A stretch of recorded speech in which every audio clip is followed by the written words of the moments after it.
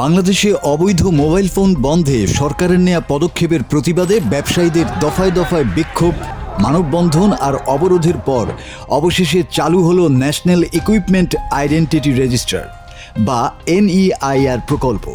নতুন বছরের প্রথম দিন থেকে বাংলাদেশ টেলিযোগাযোগ নিয়ন্ত্রণ কমিশন BTRC এই কার্যক্রম শুরু করেছে। এই প্রকল্পের মাধ্যমে দেশের নেটওয়ার্কে নতুন যুক্ত হওয়া অবৈধ মোবাইল ফোনগুলো নিষ্ক্রিয় করা হবে। প্রকল্প চালু করায় গতকাল মোবাইল ব্যবসায়ীরা BTRC ভবনে বিক্ষোভের নামে হামলা ভাঙচুর চালায়।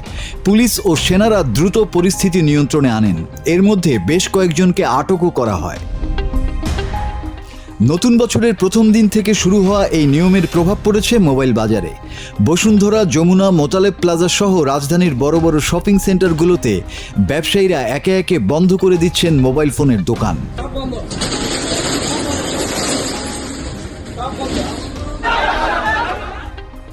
2018 সালে প্রথমে প্রকল্প নেওয়া হলেও ব্যবসায়ীদের চাপের মুখে তা কার্যকর করা হয়নি। গত বছরের শেষের দিকে আবারও এই প্রকল্প হাতে নেওয়া হয় এবং ডিসেম্বর মাস থেকেই ব্যবসায়ীরা বিক্ষোভ শুরু করেন। এরপর ব্যবসায়ীদের জন্য সময়সীমা বৃদ্ধি করেও এখন আর বাড়ানো হবে না বলে জানানো হয়েছে। BTRC জানায়, নতুন বছর থেকে শুধু নতুন মোবাইল ফোনই NEIR এর আওতায় আসবে। বৈধভাবে বিদেশ থেকে অন্য ফোন নিবন্ধনের জন্য 3 মাস সময় লাগবে। এভাবেই বাংলাদেশে অবৈধ মোবাইল ফোন নিয়ন্ত্রণের এক নতুন অধ্যায় শুরু হলো। মাসুদ হাসান, বাংলা টিভি।